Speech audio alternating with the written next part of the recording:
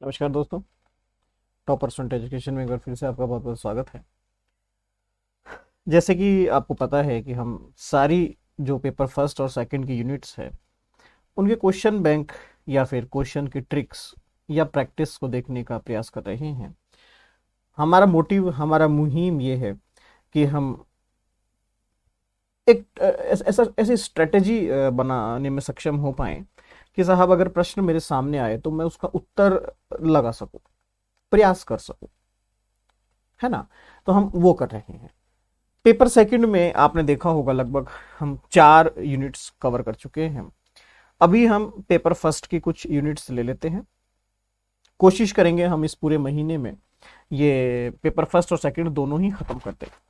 तो आज हम टीचिंग एप्टीट्यूड के कुछ क्वेश्चंस लेंगे, कुछ ट्रिक्स लेंगे और देखेंगे कि अगर ये प्रश्न आते हैं तो इनका क्या रणनीति रहता है, लेवल क्या रहता है, किस तरीके से मैं इसको अटेंड करूं। वो सब चीज़ें आज की क्लास में हम डिस्कस करेंगे। इसके अलावा हमारा क्रैश कोर्स, इसके अलावा हमारा 1 ईयर कोर्स, इसके अलावा हमारा मॉक टेस्ट, सब कुछ अभी रनिंग है। आप जाइए, एप्लीकेशन डाउनलोड कीजिए और दाखिला ले लीजिए। मई महीने में लगभग 70% का डिस्काउंट रहता है। जून में वापस से जब क्लासेस शुरू होगी तब ये डिस्काउंट आपको नहीं मिल पाएगा, उसके लिए मैं क्षमा प्रार्थी हूँ। तो ये थोड़ा सा आप ध्यान रखिएगा प्लीज। चलिए, टीचिंग एप्टीट्यूड की बात करता हूँ। टीचिंग एप्टीट्यूड का जो सिलेबस है, बेसिकली आपका सिलेबस का नाम भी टीचिंग एंड रिसर्च एप्टीट्यूड ही है। टीचिंग और रिसर्च के बारे में जो अभिवृत्तियां हैं आपकी, उनके बारे में चर्चा की जाती है। वहां समझाया जाता है कि एज ए टीचर और as a student, as a teacher और as a researcher, as a researcher और एज ए गाइड आपकी क्या संभावनाएं हैं, क्या आपकी रिस्पॉन्सिबिलिटीज हैं, क्या आपकी ड्यूटीज हैं, क्या आपका मोटिव है, क्या आपका एक्शन प्लान ऑफ एक्शन है। वो सब कुछ इसमें हमें सिखाया जाता है और ये उम्मीद की जाती है कि हमें आता होगा। चूंकि आप एक रिसर्चर बनने वाले हैं इसलिए रिसर्च एप्टीट्यूड, और चूंकि आप जिसको मैं कहूं कि जब आप जीआरएफ में जाएंगे तो आप रिसर्च फेलोशिप होंगे, तो रिसर्च एप्टीट्यूड, लेकिन वहां पढ़ाई भी तो करनी है, टीचिंग एप्टीट्यूड। हमें बच्चों को पढ़ाना भी तो है, टीचिंग एप्टीट्यूड। टीचिंग, मुझे बच्चों को पढ़ाना है, बच्चों को समझाना है। कल को आप शिक्षक बनेंगे, चूंकि आप एक लेक्चरर बनेंगे, एसोसिएट प्रोफेसर बनेंगे, फिर प्रोफेसर बनेंगे, आप जो भी बनेंगे, बट आपको बच्चों से इंटरेक्शन तो करना पड़ेगा, बच्चों को सिखाना पड़ेगा, बच्चों को समझाना पड़ेगा, बच्चों को कन्वेंस करना पड़ेगा, बच्चों को फ्यूचरिस्टिक बनाना पड़ेगा, बच्चों को पॉजिटिव रखना पड़ेगा। कुछ रिस्पॉन्सिबिलिटीज आपकी है क्योंकि आप एक शिक्षक है। तो वो सब टीचिंग एप्टीट्यूड में सिखाया जाता है। अब एक ट्रिक, पहली ट्रिक आती है यहां पर, ट्रिक नंबर 1। पहली ट्रिक क्या ट्रिक है? जैसे ये 2 क्वेश्चन देख लीजिए, 1 और 3। मैं ट्रिक बता रहा हूं, मैं ये नहीं कह रहा हूं कि ऐसा ही होता है, ऐसा ही नहीं होता है, मोस्ट ऑफ केसेस में ऐसा होता है। तो इन दोनों क्वेश्चन में एक चीज कॉमन है, ऑल, उपरोक्त सभी दिखाई दे रहा है आपको। पहला क्वेश्चन दिखाई दे रहा होगा आपका, तीसरा क्वेश्चन अब देखिए, उपरोक्त सभी, डी दिखाई दिया, ठीक है। ट्रिक नंबर 1, अगर क्वेश्चन में ऐसा ऑप्शन आता है ऑल, कंप्लीट, सभी, ए और बी, उपरोक्त सभी, तो वो सही होने की संभावना मैक्सिमम होगी टीचिंग और रिसर्च एप्टीट्यूड के अंदर। पहली बात, अगर आपको इसका आंसर नहीं पता तो आप सी लगाकर आ जाइएगा, तीसरे क्वेश्चन का आंसर नहीं पता तो डी लगाकर आ जाइएगा, डी लगाकर आ जाइएगा। ये एक ट्रिक है, जब आपको नहीं पता, जब आप क्वेश्चन छोड़ने वाले हैं, तब की मैं ट्रिक बता रहा हूं। ये कोई सिद्धांत में नहीं बता रहा हूं, नियम में नहीं बता रहा हूं कि साहब ऐसा ही होता है, नहीं, ऐसा ही होता है वाली बात मैं नहीं कर रहा हूं, आपसे ध्यान रखिएगा। मैं सिर्फ एक तरीका बता रहा हूं कि अगर आपको कुछ समझ में नहीं आए तो आप इसका यूज कर सकते हैं। पहली बात तो ये। ट्रिक नंबर 2, जो भी ऑप्शन आपको पॉजिटिव दिखाई देगा वही ऑप्शन सही होगा। इसको दिमाग में बिठा लीजिए, पॉजिटिव ऑप्शन ही सही होगा, हमेशा ध्यान रखिएगा। ये 2 ट्रिक अभी अपने दिमाग में रखिएगा, बाकी ट्रिक हम बाद में देखते हैं। पहला प्रश्न कर लेते हैं हम, निम्न में से कौन से कक्षा शिक्षण के अंदर बुनियादी प्रतिमान हैं? अंग्रेजी में अगर इसको मैं कहूं, which of the following is are the basic paradigms in classroom teachings, learning, instructionals, both and none of the above. Learning, या जिसको हम कहें कि अध्ययन करवाना, पढ़ाना, निर्देशात्मक निर्देश देना, दोनों या उपरोक्त में से कोई नहीं। जवाब लगाने की कोशिश कीजिए। क्योंकि मैंने अभी अभी आपको एक ट्रिक बताई थी, आप उस ट्रिक का इस्तेमाल कर सकते हैं, उपयोग कर सकते हैं। तो उपयोग में आएगा आपका सी, क्योंकि दोनों ही इसमें सही हैं। भैया शिक्षा या फिर शिक्षण के अंदर ये बुनियाद है कि हम एक तो पढ़ना सिखाएंगे उसको, और एक निर्देशात्मक निर्देश भी देंगे, इंस्ट्रक्शंस भी देंगे। हम उसको इंस्ट्रक्शन देंगे तभी वो पढ़ाई करेगा, पढ़ाई करेगा तो वो इंस्ट्रक्शंस मानेगा। ये दोनों एक दूसरे के पैरेलल चलेंगे, दोनों एक दूसरे का अपोज नहीं है, अगेंस्ट नहीं है, पैरेलल चलने वाली सत्ताएं हैं दोनों। ठीक है, तो आंसर हो गया सी। अब पॉजिटिविटी की मैंने आपसे बात करी, चलिए क्वेश्चन नंबर सेकंड देख लीजिए। एक अच्छा शिक्षक बनने के लिए सबसे मुख्य आवश्यकता क्या हो सकती है? अंग्रेजी में कहूं तो the prime requirement to become a good teacher is to have, शिक्षण में वास्तविक रुचि हो, छात्रों को नियंत्रित करने के बारे में उसे ज्ञान हो, विषय का उसको ज्ञान हो, या एक अच्छी अभिव्यक्ति हो। अब आप इसका आंसर लगाइए। पॉजिटिव सोचिएगा, पॉजिटिव। पॉजिटिव के अलावा तीसरी ट्रिक भी यहां यूज कीजिएगा। तीसरी ट्रिक ये है, जो ज्यादा वास्ट है, ज्यादा ब्रॉड है, जहां यूनिवर्सलिज्म जैसा कुछ फील होता हो आपको, उसको सही लगाइएगा, वो आपका आंसर सही हो सकता है। तो जरा इस पे दिमाग लगाइए अब आंसर। जब आप इसका आंसर ढूंढने के प्रयास करेंगे, ढूंढने की कोशिश करेंगे, तो देखिए अच्छा शिक्षक बनने की यहां बात की गई है। अच्छा शिक्षक कौन हो सकता है? अगर मैं एक एक एलिमिनेट करता हुआ चलूं, अच्छी अभिव्यक्ति, मैं जस्ट अभिव्यक्त बहुत अच्छा करता हूं, मेरे एक्सप्रेशंस बहुत अच्छे हैं, मैं चीजों को एक्सप्रेस बहुत अच्छी तरीके से कर सकता हूं, बट ठीक है, टीचिंग की जब मैं बात कर रहा हूं तो वहां पर ये एक आपका एक सब्स्टिट्यूट हो सकता है, आपकी कैपेबिलिटी, एक क्षमता, एक विशेषता हो सकती है, बट ओवरऑल ये नहीं हो सकता। ओवरऑल तो नहीं है।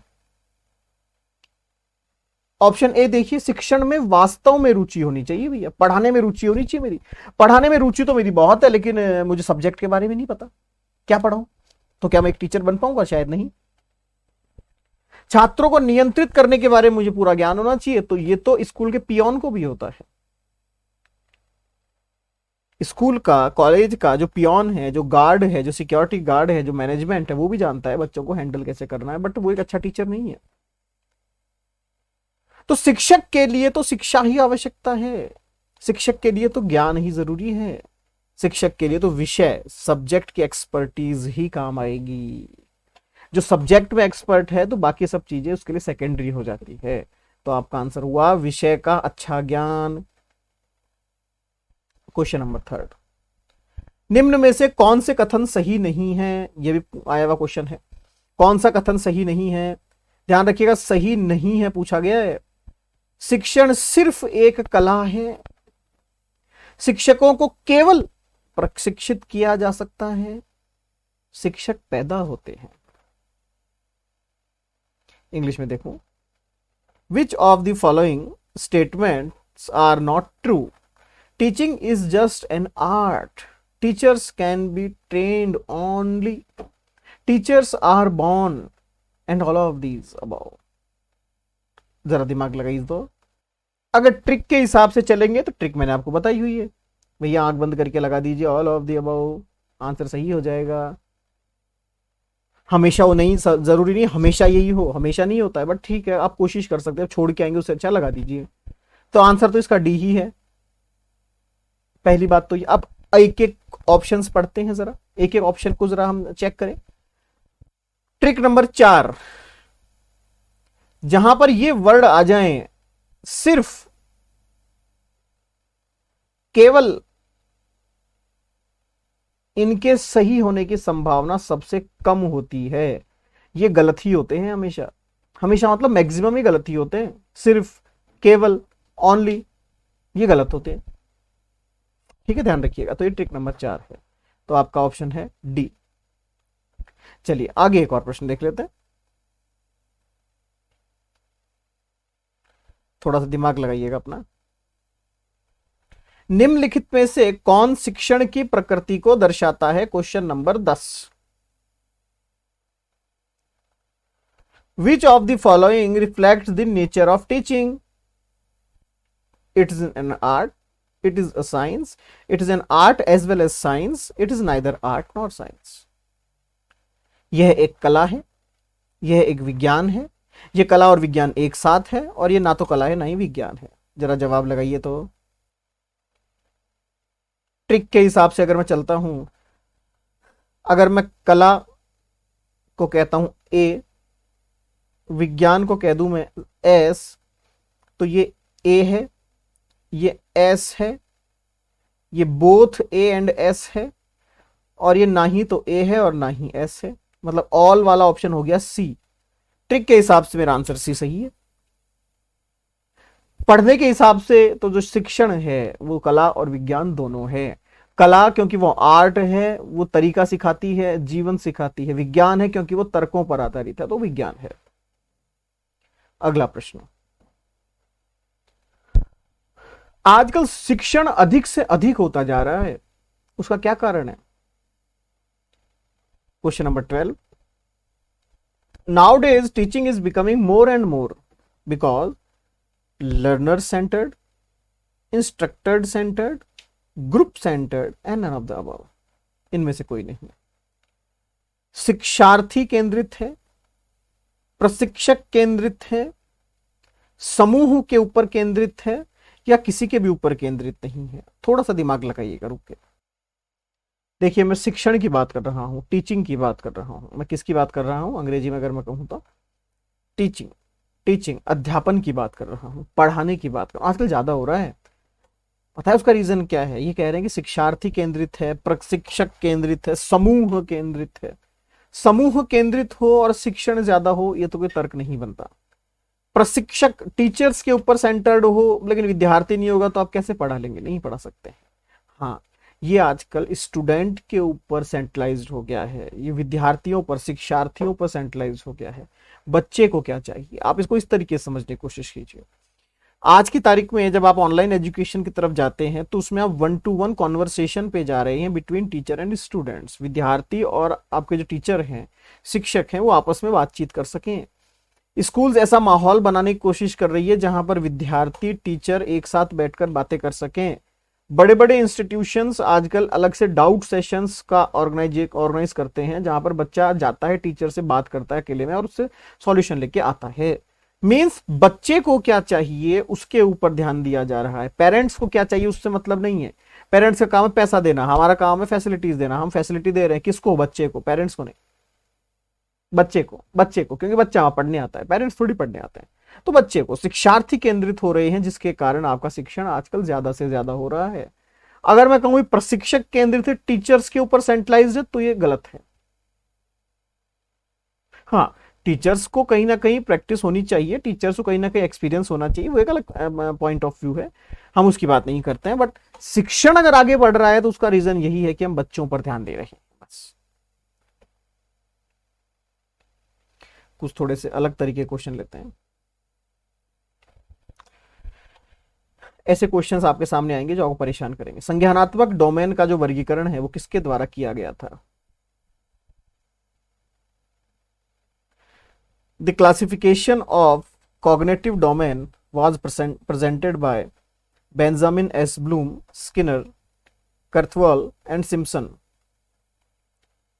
संज्ञानात्मक डोमेन का वर्गीकरण किसके द्वारा किया गया था? Benjamin S Bloom, Skinner, Krathwohl, Simpson.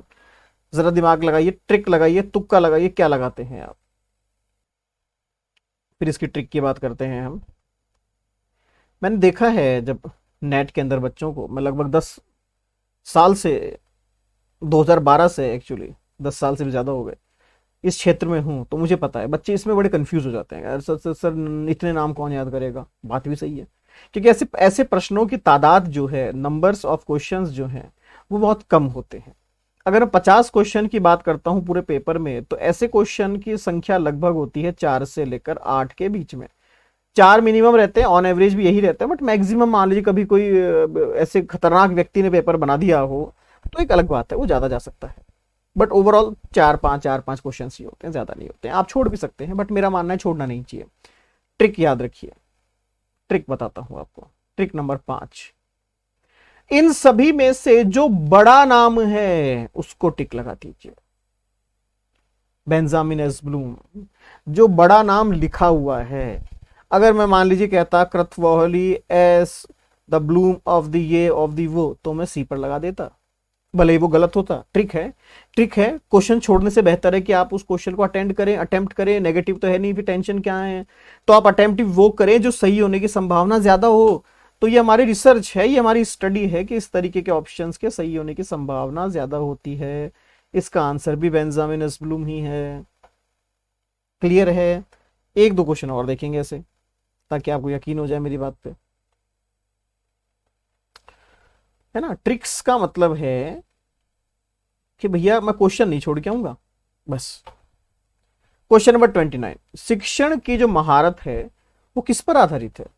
अवधारणाओं के ज्ञान पर, शिक्षण कौशल पर, निर्णय लेने के कौशल पर, या सभी पर? सभी पर। ट्रिक आपको पता है, तरीका आपको पता है, आंसर बताइए। जब आप आंसर लगाएंगे तो ऑब्वियसली बात है आप वही लगाएंगे जो आपको पता है। क्या मैंने अभी तो बताया था आपको कि अगर कुछ समझ में नहीं आए तो डी लगा देना, आंसर भी इसका डी ही है। भैया फर्स्ट और सेकंड यूनिट में डी वाले ऑप्शंस की तादाद ज्यादा होती है, दिमाग में फिट कर लो इसे। आगे बढ़ते हैं, एक और क्वेश्चन देख लेते हैं। अध्यापन से पहले शिक्षक क्या करता है? उद्देश्यों की पहचान करता है, शिक्षण पाठ योजना तैयार करता है, छात्रों के हित को जानता है, उपरोक्त सभी। अब मुझे उम्मीद है कि आप आंख बंद करके लगा देंगे उपरोक्त सभी, ऐसा ही कुछ होगा। आप आंख बंद करके क्या लगाएंगे? उपरोक्त सभी। क्यों सर, आपने तो कहा था। अरे ऐसे मत कर देना, ऑप्शन तो पढ़ लो। पढ़ लिया क्या है? उपरोक्त सभी, तो ठीक है आगे चलिए। अगर उपरोक्त सभी है तो फिर चलिए आगे, क्यों टेंशन लेते हैं। सही आंसर डी। आगे बढ़ते हैं। यदि कोई शिक्षक अपनी इनकम बढ़ाना चाहता है तो क्या करे? पॉजिटिव सोचिएगा। अतिरिक्त समय के दौरान कोचिंग संस्थानों में पढ़ाना शुरू कर दे, विद्यालय महाविद्यालय में अधिक लाभकारी कार्य करे, शिक्षण के अलावा अन्य संविदात्मक कार्यों में भी वो शामिल हो जाए, और किताबें लिखे। किताबें लिखे, चारों से इनकम होती है, चारों से इनकम होती है। लेकिन याद ध्यान रखना, शिक्षक की बात कर रहे हैं, टीचर की बात कर रहे हैं। ऑप्शन वो चूज करना जिससे उसकी टीचिंग की एफिशिएंसी बढ़े, कम ना हो जाए, उसकी क्षमता बढ़े, कम ना हो जाए, उसकी ताकत, उसका ज्ञान बढ़े, कम ना हो जाए। उस ऑप्शन को चूज कीजिएगा। अगर वो कोचिंग संस्थानों में पढ़ाता है तो हो सकता है उस क्षेत्र में इनिशियली तो वो कमाई कर ले अपनी, लेकिन नॉलेज उसकी लिमिटेड हो जाएगी। हालांकि अगर ये ऑल वाला आंसर होता तो ये सही होता, लेकिन ऑल वाला नहीं है, एक को चूज करना है। तो ज्यादा बेस्ट कौन है? तो भैया देखिए, शिक्षक का मित्र तो पुस्तकें हैं, शिक्षक के मित्र तो पुस्तकें हैं। तो पुस्तक लिखे, वो पुस्तक लिखेगा, पुस्तक बिकेगी, पुस्तक बिकेगी तो उसकी टीचिंग बढ़ेगी, टीचिंग बढ़ेगी तो उसकी सैलरी बढ़ेगी, सैलरी बढ़ेगी तो इनकम बढ़ गई अपने आप। जितना ज्यादा टीचर कैपेबल है उतनी ज्यादा तनख्वाह वो लेगा, ध्यान रखना। और जितनी किताबें जिस टीचर की चलती है बाजार में, वो उतना ही बड़ा टीचर हो जाता है, उतना ही बड़ा टीचर हो जाता है, और वो अंतहीन है, फिर उसका कोई अंत नहीं है। फिर आगे बढ़ते हैं।